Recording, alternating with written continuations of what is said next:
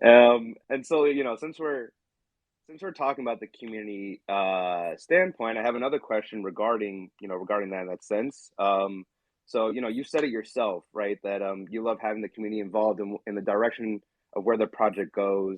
And also, the team at Everai makes sure that, those who can contribute are appreciated and noticed. Um, when you did the shout out during the ARC briefing during the Twitter space. So, like, based on your experience, right?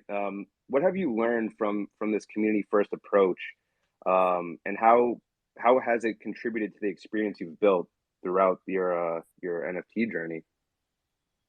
Yeah, so I think that there's a lot to unpack there, right? And I think, where I could start is kind of this is the first thing I said to the team when I joined in, right? Where essentially, the co-founding team is a good mixture of people, right? We have two CTOs who we have really true development, one really focused on smart contract, Remy, and Chris, who's really focused on, the design and the product aspect, is also a developer as well. And then there's Brian, who's our CEO.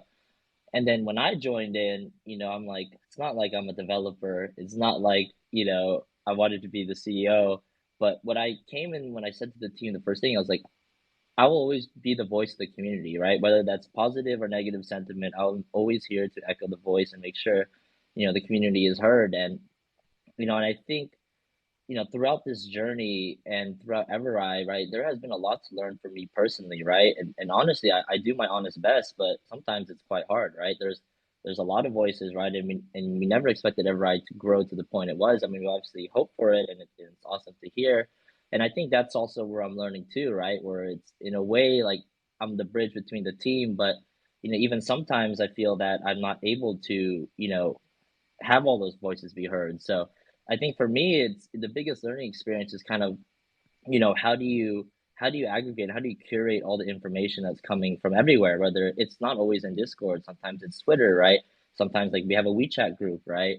And it's really that experience of learning and thankfully now like we started scaling our team. Like huge shout out to Sizzle who, it's kind of crazy. We joined, he just joined our team as a community manager. And we met in Azuki. And I think the community first approach though, it helps. I never expected my path to go this way, but really what it does is by really like being in touch with the community and kind of what's going on and what people are saying, how people are feeling, it really helps influence also a lot of like the product and the product design. So, I'm really deep in touch with the product team. I'm really deep in touch now with like the art and the lore team because it's always like, in a way, it's not like hey, like the community said this, so let's go do this. It's more so like, hey, on top of the things that we're doing, here's kind of things that the community would feel, think, or some suggestions, right? And I think that's where the balance that where it gets it's the fun part, but also the challenge, right? And that's what kind of keeps me, going, and that's where I'm always learning as well, right? Is how do you really balance, the community voice, but also not lose the vision of the team, right? Because I think a lot of people, and for us personally, right, love, they believe and trust in the team, and I love the team and trust what we're doing. But at the end of the day as well, everyone in the community I view as part of the team. So it's kind of like a yin and yang thing, right? Where I don't think it's good to be dictated by the community, right? And there may be some people that would say the project should do this, it should go this way, right? But you also got to remember that's just like one person's opinion and not maybe the opinion of everyone in the community, right? So that's really why I come in to kind of really balance that out. And whether it's through thick and thin, right? Some days, everyone's vibing. Some days, some people are upset. Some people are, vibing. Some day, and I think that's really the core of it, right? It comes down to balance, and it all comes down to, communication. And I really think that, and huge shout out to everyone in the community that's, always like they're always contributing, right? And I always love that everyone has ideas, everyone has a way to contribute. Not everyone is an artist, right? But some people want to learn art. And then some people in the community want to help each other. So I'm really there too. I think one part is balance, and the other part is also like connecting dots between people, right? And those were the two biggest things that I would say, have really like learned to it. And I think, to unpack the question to the second part is, how does it contribute to the experience that we built is that, I think in the long term, looking back, if we were to go to like, 2 or 3 years, right?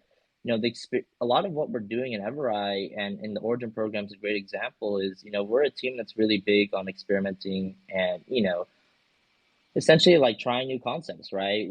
And what we want to see in the space and what we think is fun, right? And the biggest thing that contributes from the community there is that on the course of a few years after we try a few things, we launch a few things, everything may not be, you know, polished or it may not be like the best thing at the start, but through the community's like feedback, through the experience of building together, and really through going through iterative cycles, like we're gonna get to that point where, all these new things and all these new products that we're launching is gonna be at that point where everyone like feels like they contribute to it, right? It could just be even something simple like, hey, we want to test this small feature. Is there 10 people in the community that could test it before it goes live, right? And a huge shout out to Hunt when that happened to like last week, before the website went up, reached out to Hunt. He's the newest pilot, by the way, in the community, so huge shout out again. And I was like, hey man, does this make sense, right? Just it's just something as simple as like the information on the page and he because also like a lot of our team aren't native English speakers and he gave a whole like like a whole detailed feedback and like holy shit like that led to so many changes on like little changes on the website to help make it so much more clear for everyone in the community that when it launched, right? And that's the smallest scale of what it can be, but where it can go is really like it's just super valuable to the team, right? And I think it's in turn super valuable to the community and everyone that's in Everai, to have people that are so actively involved in the process. And I think at the end of the day, when we go to 2 or 3 years, we're going to do that many times and at many scales. And, we get to a point where like, it's going to be like, holy shit, like, Hunt, you don't know how far like those words that you sent me went. You know what I mean? We literally later that night like rewrote the whole copy for the website. Just to be like, oh, that like if Hunt's confused a little bit and he is like, really active in the community, like I can imagine someone who doesn't know anything about Everrise. I'm like, we gotta like redo all of this real quick. And it wasn't redoing the design, it was just really like rewording, rearranging some things. And it got to the point where you look at the origin, program briefing, and it's a very streamlined process and it's very easy to understand. So I kind of rambled a bit there, but you get the point.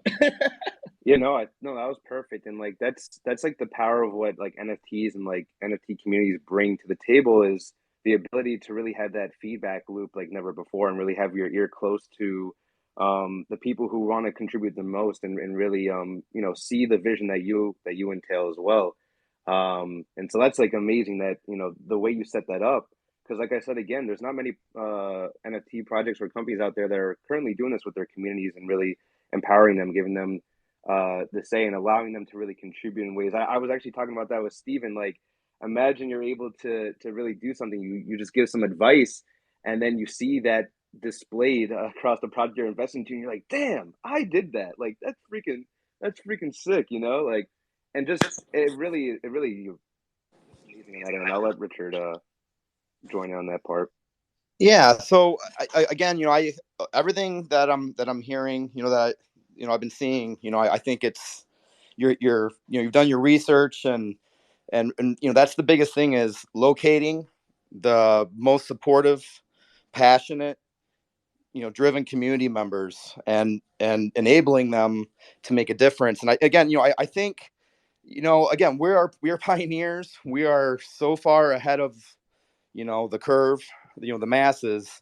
And in the next 2 to 5 years, I'm sure there'll be classes that'll start, they'll start teaching all of these elements and how do you have a winning system that really activates the community and hits everything to make sure that again the community has influence, because then they're your investors. So the more that you have these individuals in there and the most passionate ones that know the deepest and they can have the biggest effect, again, it's all music to my ears. And I see a dream becoming a reality.